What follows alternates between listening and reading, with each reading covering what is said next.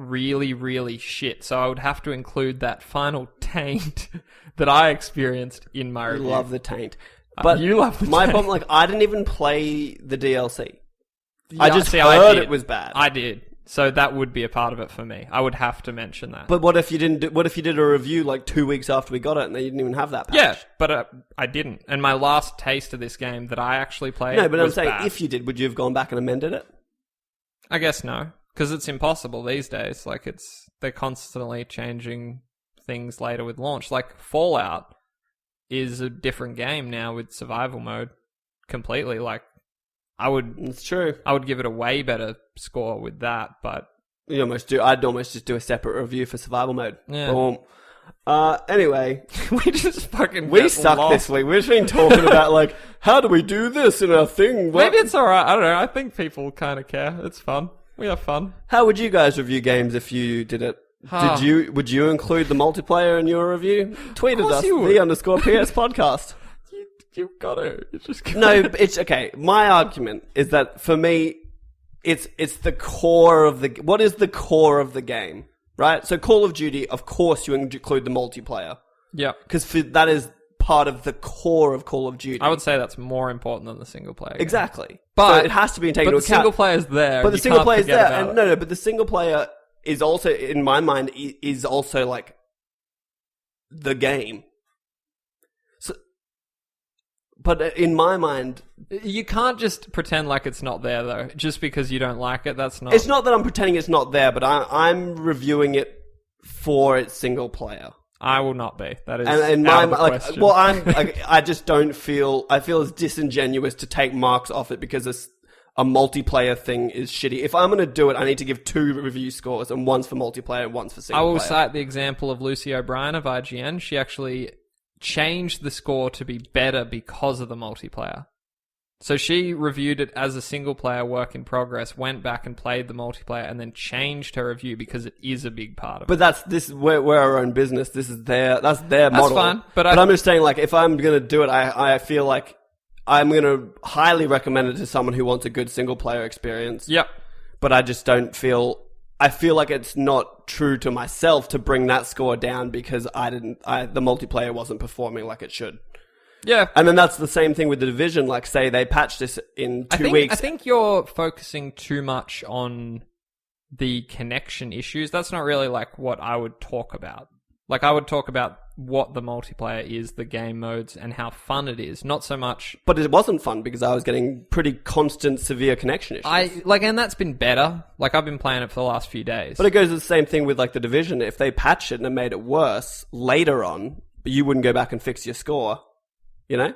I think we're getting too caught up in hypothetical reviews that don't exist. No, but it's the same. We got to figure it out at some point. That's true. Maybe not here. Right now. That's fine. So what other games were there this year? So we got The Division. That's not going to be a contender for me. It was good fun. It was good fun, but no, it's definitely not a... Yeah. At this point, my top 3 are like 3 PlayStation exclusives. Uncharted, Ratchet, and... Oh, no, never mind. Fuck, that was last year. Don't even worry about it. Sorry, Bloodborne. Oh, yeah, that was totally... I was trying to think, was the old Hunters this Dark year? Souls, sorry. Dark Souls is what I was thinking. Oh, yes. Dark Souls, Ratchet, and Uncharted 4 are my favourite games of the year so far. Okay. Firewatch was a bit of a bust. Firewatch, look, it was... I enjoyed it. Like, I had fun with it. Yeah, like, I think... I don't regret paying $20 for it. I think, yeah, now, like, with a bit of time removed... Fuck, it pissed me off at the time, though. But yeah, like, it was... it was what it was. It really didn't bother me that much. It did what it set out to do. So they say. I don't know. Yeah, like, well... Who's really the judge of that? I gotta give a huge shout out to Trails of Cold Steel. I've been playing this thing for, on and off, 4 months now. Mm-hmm. And no end in sight. So it's gotta be in my top 3. I'd probably put... Uncharted really throws a spanner in the works. It's really good. I think... Spoiler alert. Yeah. Fucking pretty good. Whatever the Washington Post guy's saying. It's like crazy. You take that number and then you don't listen to it at all. And you look at the other 90 reviews on Metacritic. So I feel like at the moment it's got to be a tied Dark Souls 3, Uncharted 4. And then maybe Trails, and then I'm kind of struggling for a 3. What else did we play? I'm trying to think of the smaller games we played. We played some Alien Nation. Not enough. No, honestly. and at this point with Alien Nation, I like Dead Nation more. Yeah, and I don't even know that I'll go back. Like, I want to. It's sitting on my cross-media bar. And Enter the Gungeon just wasn't what I was thinking it was going to be, so I feel still love it, but it's not on the list. Like, it's not... I just really think Enter the Gungeon would have benefited from taking on some Rogue Legacy, less hardcore roguelike stuff. Yep. Like, if I could be like, oh, I die, but I still have all these bullets to spend, and you could upgrade your dudes individually and stuff, I think that would have been a bit more of a hook for me. I played for, like, nearly an hour, and then to die and lose everything, and just have, like, I like a challenge, but that's kind of... Get ready for brutal, dude. Yeah. That's going to be that. Fuck, we need to get on to Richard. Oh, shit. Yeah, I gotta get... That's me. I'm just looking at some other stuff. Division we've talked about. Yeah. Do you know that No Man's Sky's out next month? Yeah. That's wild. Oh, I knew there was something else coming out. Yeah, I want to play that. And also, Lego Star Wars is out next month. Is it really? Maybe June.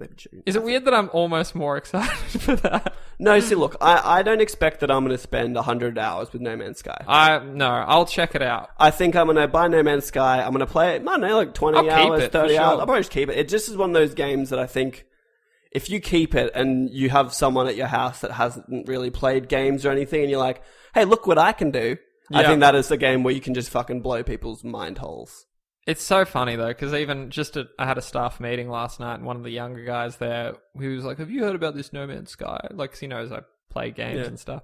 He was like, yeah, it looks pretty cool. I was like, what have you seen of it? He's like, you're just, like, flying around and stuff. And I was like, what kind of games do you play, man? He's like, oh, you got, like, Call of Duty and shit. And I was like, that's interesting. It's interesting that he's... Yeah, like, not to be that guy, but he's, like, doesn't play a lot of games. He's a bro shooter. Yeah. He's a bro gamer. But it's interesting that sort of captured his attention. Oh, like... It's impressive. Like, when you tell someone, like, it's a game and you can travel through a universe with, 4 quintillion planets? Yep. And they said something, what was it? If every single person on Earth was finding a planet a day, it would take, like, millions of years to find them all. Something fucked up like that. I don't even want to go into it, but, like, I don't believe them. I just don't believe, or it's just not going to be as exciting. Like, it's just not possible, is my thing. Like, it's simply not possible for there to be meaningful content on each of those planets. It's not about meaningful content, it's about different resources. My thing is, like, they could generate a Fallout landscape terrain that would take you 1 million hours to walk across. But if there's nothing cool on it, what's the point? From my understanding, there's... Some planets don't have things on them. Like, some planets are uninhabitable unless you upgrade your suit so you can survive in the atmosphere and stuff like that. So there won't be anything on it except maybe some resources you need. But other planets have, like, little towns and, like, actual aliens to meet and talk to, and you can learn... As you go through, you can learn different dialects, kind of like the Albed primers in Final Fantasy X. I like that. So you learn, like, little bits of words, so someone will ask you a question, you're like, I can kind of guess what you're going to ask me, but I don't really know, so you kind of worry about how you answer them. Yep. Different animals everywhere. I'm just down to get my own planet and just set up shop. Govindanopolis. I'm going to name myself Darth Finder, and it's going to be called the Death Star. That's fun. But anyway, I'm interested. I think, like, I could put in 30 hours and be done with it and be like, that's fine for me. I don't ever expect to get to the center of the universe. No. Just like I didn't expect to fight the dragon in Minecraft. Why is it... Sorry to just move off that. I think you said this before. Why is Tales from the Borderlands popping up? Oh, did they release a physical copy? Yeah, maybe that's what it was. I'm not going to count that. I'm going to just count it because it was really, really fucking good. And that's another one, too, because Life is Strange, they're saying, came out this year. But it didn't. January 19th, yeah. But that's just the physical one, hey. Salt and Sanctuary, we didn't have enough with... just on a side note, I was thinking about it today, and I don't know why, I really want Darkest Dungeon on my Vita now. It's going to be fucking dope. I don't know why, I was just craving it. I've never played it. I just watched Jack play a little bit on PC. Yeah, no, it's fucking chill. Also slightly interested in Homefront, but just only slightly. It's only popped up because I think that comes out like tomorrow, right? Or the review embargo's up. Yeah, actually, Thursday? Today is not Thursday. Tuesday. Don't deal. Oh, fuck. Oh, I mean... No, dude. Fuck. Yeah. There hasn't been much, hey? No, you played Gone Home? That was this No, year. I didn't play Gone Home. Oh, you didn't? It was one of my forecasts, and then I was like, $20. Yeah, 30 bucks. And I just didn't do it because I know that it's not long and that... I played 3/4 Home, but that isn't up there for me because I was actually like... It was what it was, but I wouldn't call it a game. Maybe we're just kind of shit. Like, I never got back to Unravel. I liked Unravel. It wasn't breaking the mold and it wouldn't be Game of the Year, but it was kind of nice. It calmed me down. Yeah, this talking point really just ended on like what I kind of expected. I feel like I've played more this year. Yeah, me too, but maybe we haven't. We did just spend like 100 hours on The Division. Yeah, that was a big part. And yeah, Fallout was sort of bled over, I think. No, we could not have been playing Fallout. Fallout came out like in November. There's a lot of games I want to be playing. Like, I've been really meaning to get Republic. It's still sitting at $40, which kind of hurts for me. I'd like that to come down a little bit. Severed, I enjoyed. Severed is cool. I still haven't finished it. Haven't finished it. And I'm kind of beaten by it. Yeah, it's hard to admit, isn't it? Like, and it's... I don't know why I'm finding it so difficult. Yep. But there was literally one fight, and I've said it many times, but I'm just baffled by it. Just can't get through it. Because it's the classic cloud fall through. Yeah, yep. And I beat one, and I was like, oh, that's cool. We don't need to go into it. I think you've spoken about it. And I beat it, and then I did this one, and I was like, it's haunting me. It's hard to come back from something like that. Yes, I don't know. I guess we need to play some more games. It's really upsetting that, surely there was more than that. I don't think so. Yeah. Foul play. This is a terrible talking point. We're fucking meandering. Well, maybe we should just call it. Well, before we call it, we forgot the PS4 cast. So let's do a little PS4 cast. Hey? Oh my god. Today's my PS4 cast. Yes. It's coming last, which is unusual. So we kind of led you in there. Where you're like, no PS4 cast, what? But I'd say it's coming. It's here. It's a game called Raise the Dead. Raise the Dead, but it's not. Ray is a man, but it's not. It's not Raise as in Raise. It's Ray as in Ray Romano. Ray, like singular possessive. Raise the Dead. In Raise the Dead, you take on the role that... In Raise the Dead, you take on the role of Ray, a newly arisen zombie. In this single-player, story-driven, action-stealth puzzler, join Ray as he makes the most unlikely friendships and builds a diverse zombie army on his quest to find out how he was killed, why he was resurrected, and most curiously... why this giant bulb is sticking out of his head. Oh. Its 80s setting evident in every last detail. Raise the Dead will take you on a quest unlike any you've seen before. Raise the Dead's done by Ragtag Studios. I actually think it was a Kickstarter. Okay.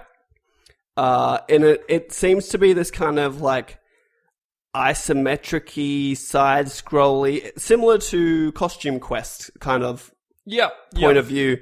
And you play as Ray, and he's just this zombie with a big green light bulb on his head. Yeah.